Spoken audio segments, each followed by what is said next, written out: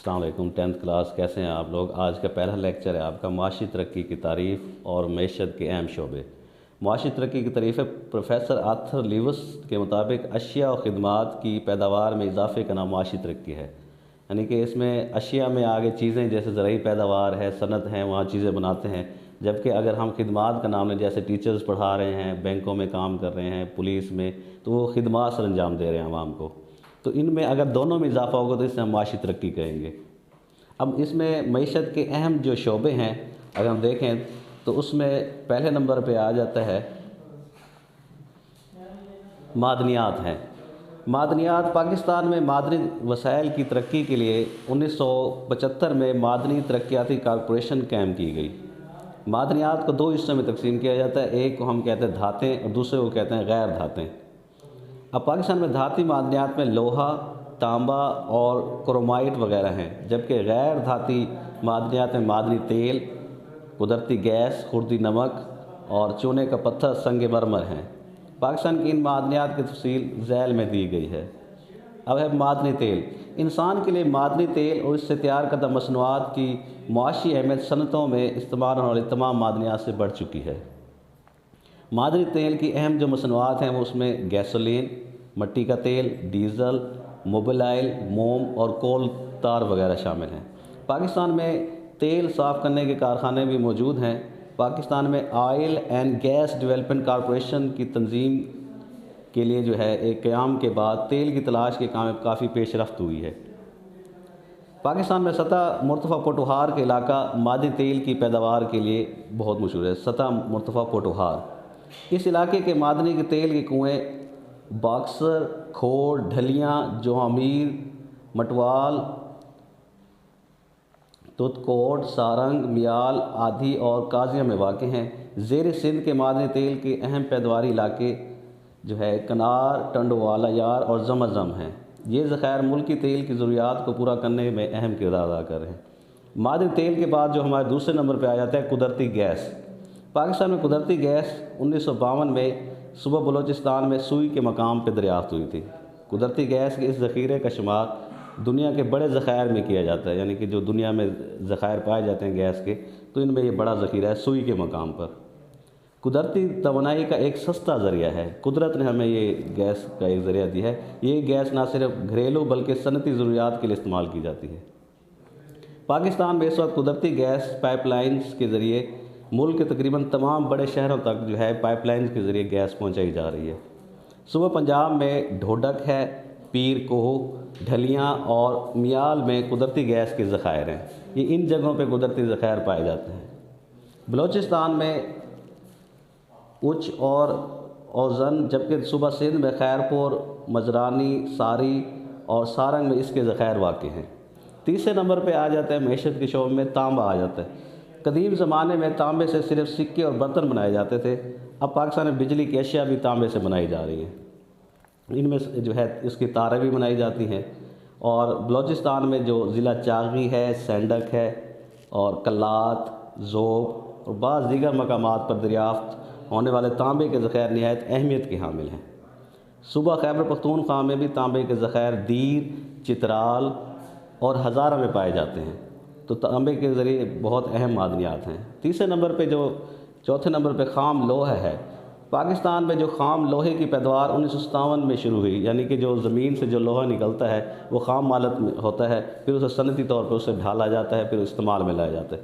پاکستان میں کئی مقامات سے خام لوہے کے ذخائر دریافت ہوئے ہیں، جن میں کالا باغ جو ہے ضلع چترال ہے، لنگڑیال ہے، چلغازی ضلع چاغی کے علاقے میں خام لوہے کی پیداوار کے لیے اہم ہے، لیکن ذرائع آمد و رفت میں مشکلات کے باعث کم منافع ہو رہا ہے۔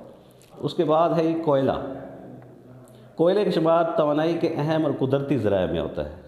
پاکستان میں کوئلہ تھرمل بجلی بنانے کے لیے اور اینٹیں پکانے بٹھے پہ استعمال ہوتے ہیں اور گھریلو ضروریات پوری کرنے استعمال ہوتا ہے۔ اس وقت پاکستان میں صوبہ پنجاب میں کوہستان نمک کے علاقے میں زیادہ تر کوئلہ ٹنڈوٹ، بڈ میر اور مکڑال کے مقامات سے نکالا جاتا ہے۔ صوبہ سندھ میں کوئلہ کی کانیں ہیں، جیسے تھر ہے، جمپر ہے، سارنگ ہے اور لاکھڑا میں واقع ہیں۔ صوبہ خیبر پختونخوا میں صرف ہنگو میں کوئلہ کے ذخائر ہیں، جبکہ بلوچستان میں خوست، شارک، ڈگاڑی اور شیریں آب، مچھ بولان اور ہرنائی میں کولا کی کائنیں پائی جاتی ہیں، جہاں سے کوئلہ نکال کے ہم استعمال کرتے ہیں صنعتی طور پہ بھی اور گھریلو کے استعمال بھی۔ اس کے بعد ہے نمک۔ پاکستان کو اللہ تعالیٰ نے چٹانی نمک کے بہت بڑے ذخائر سے نوازا ہے، یعنی کہ پہاڑ ہے ایک نمک کا جس سے ہم نمک حاصل کرتے ہیں، جو کھانے کے علاوہ کیمیائی صنعت میں بھی استعمال کیے جا رہے ہیں۔ پاکستان میں چٹانی نمک کے وسیع ذخائر کوہستان نمک میں کھیوڑا ہے اور ضلع جہلم میں کے مقام پہ واقع ہے۔ اس کے علاوہ کالا باغ ضلع میاں والی میں اور وارچھا ضلع خوشاب میں اور بہادر خیل ضلع کرک میں جو ہے نمک کے وسیع ذخائر موجود ہیں۔